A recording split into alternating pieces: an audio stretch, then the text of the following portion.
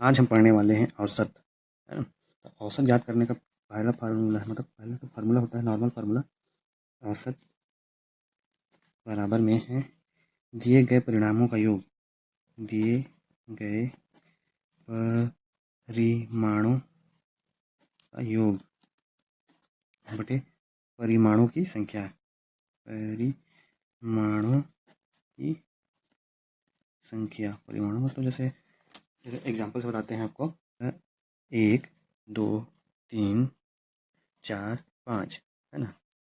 इसका औसत निकालना है ना। तो उसको पहले जोड़ना है, ये हो जाएगा और योग बटे संख्या कितनी 5 है तो बटे 5, तो इसका औसत हो जाएगा 3 3 6 4 10 15 बटे 5 इज इक्वल टू 3, है ना। तो इसका आंसर औसत आएगा 3।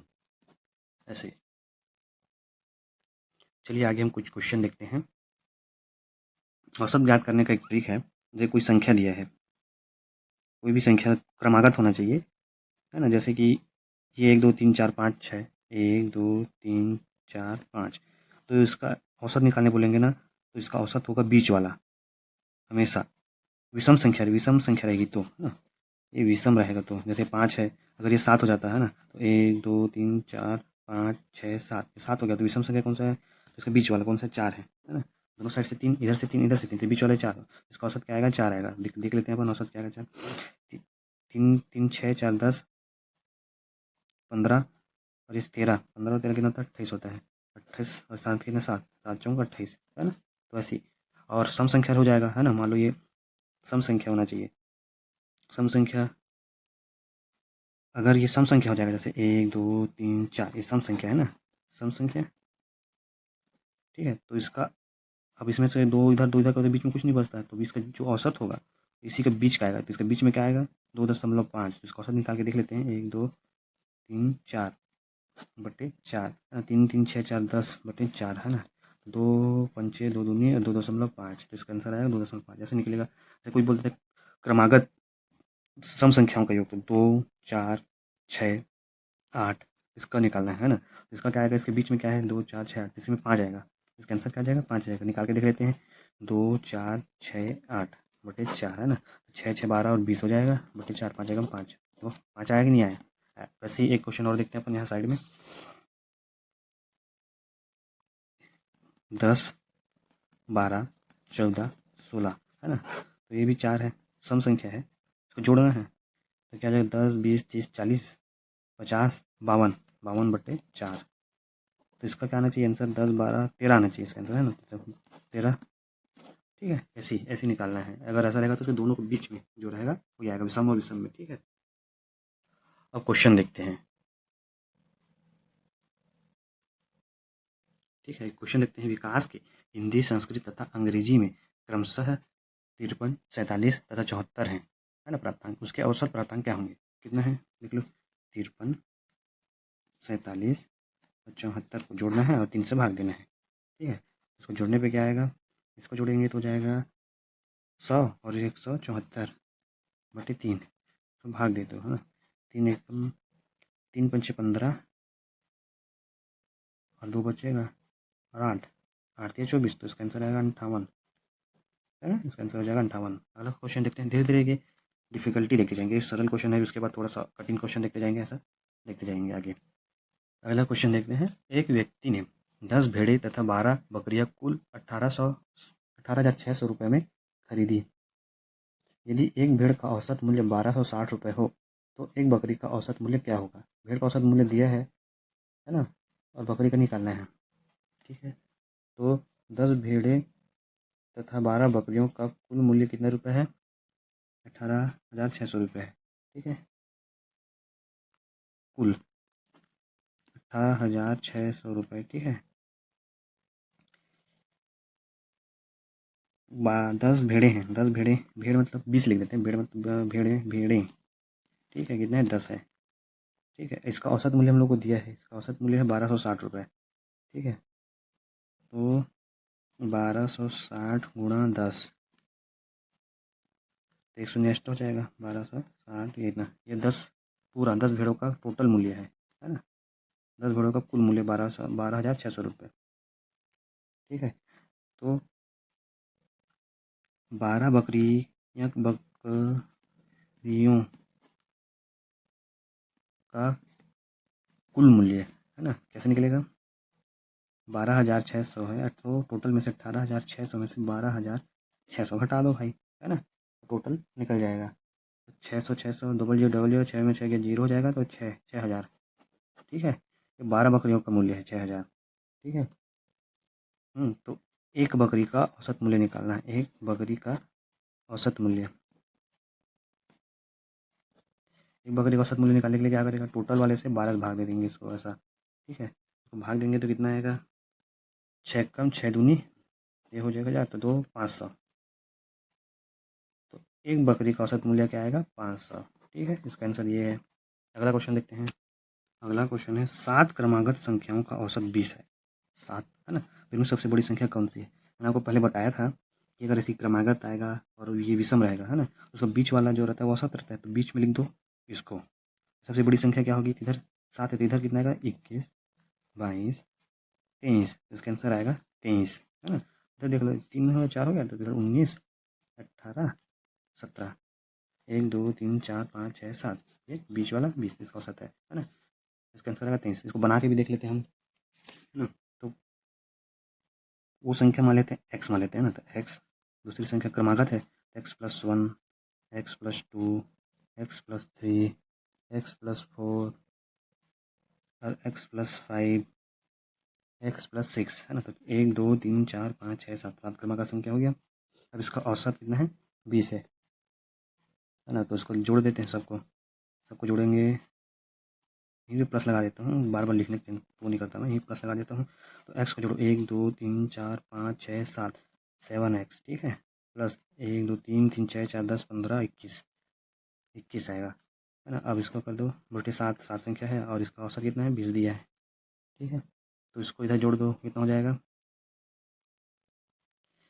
7 दूनी 7x + 21 = 140।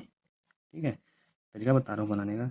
इसका एक्स का मान निकालना है हम लोगों को। ठीक है, इसको जब पक्षांतर करेंगे, इसको इधर ट्रांसफर करेंगे, 21 घटा देंगे तो 20 घटाएंगे कितना आएगा, 120 से 1 घटाएंगे 119। तो 7x = 119, x = 119 बटे 7। उसके बाद x का मान हो जाएगा 7 एकम 7 4 7 7 49, तो 17। x का मान क्या आएगा, 17। तो सबसे बड़ी संख्या ज्ञात करने बोला है, तो उसमें जोड़ देंगे। x का मान कितना है, 17 और प्लस 6 तो कितना आएगा, 23। एक लॉजिकल मेथड है ना, तो जो बताया ट्रिक है। इसका आंसर भी आ गया है 17। ठीक है, 23 मतलब। अगला क्वेश्चन देखते हैं, थोड़ा ओवर राइटिंग हो गया, इसके लिए माफी चाहूँगा। 7 वर्ष पूर्व एक व्यक्ति और उसकी पत्नी की औसत आयु 25 वर्ष है। 7 वर्ष पूर्व, है ना। अब पत्नी तथा एक बच्चे की औसत आयु 22 वर्ष है, तो बच्चे की आयु कितनी है, तो बच्चे की आयु ज्ञात करना है ना। तो अब बनाते हैं, 7 वर्ष पूर्व एक व्यक्ति और उसकी पत्नी की औसत आयु कितना है, 25 वर्ष है। 7 वर्ष पूर्व कितने हैं, 25 है। ठीक है, औसत आयु। तब इसका कुल आयु निकाल लेते हैं। कुल आयु निकालने के लिए वही है कि पति पत्नी मतलब पत्नी बटे 2 = 25 है, तो 25 दूनी 50। तो कुल आयु हो जाएगा 50 वर्ष दोनों का। ये कितना है, 7 वर्ष पूर्व का है। ठीक है, तो अब कितना होगा, अब 7 जोड़ देंगे, है ना। ये हुआ 7, ये पति का है और ये पत्नी का है, 2 बार जोड़ना पड़ेगा, दोनों का साथ साथ, है ना। तो ये हो जाएगा 57 64 64 हो जाएगा। ठीक है, अब बोल रहा है, अब पति पत्नी और बच्चे की औसत आयु, मतलब 3 लोग हो गए, है ना। तो कितना है, 22 वर्ष पति पत्नी और ये हो जाएगा बच्चा, है ना। कितना हो गया, 22 वर्ष हो गया। तो इसको इधर जोड़ देंगे, गुणा कर देंगे, तो इसका औसत है कि कुल आयु हो जाएगा 66, है ना। कुल आयु कितना हो जाएगा, 22 गुणा 3 = 66 वर्ष। ठीक है, तब इसमें से घटा देंगे, कुल में से पति पत्नी का घटाएंगे तो बच्चे का आ जाएगा, ये पति पत्नी का है ना, पति पत्नी का वर्तमान आयु। तो ये हो जाएगा 2 वर्ष, तो इसका आंसर आएगा 2 वर्ष। ठीक है दोस्तों, समझ में आया। क्वेश्चन देखो अगले, प्रथम 50 प्राकृतिक संख्याओं का औसत क्या है ना। प्रथम तो प्राकृतिक संख्या 1 2 3 4 5 6 7 सबका, है ना। तो इसका एक फार्मूला होता है प्राकृतिक संख्याओं का योग निकालने का, है ना। वो फार्मूला है n+1/2 एक क्रमागत संख्या है ना।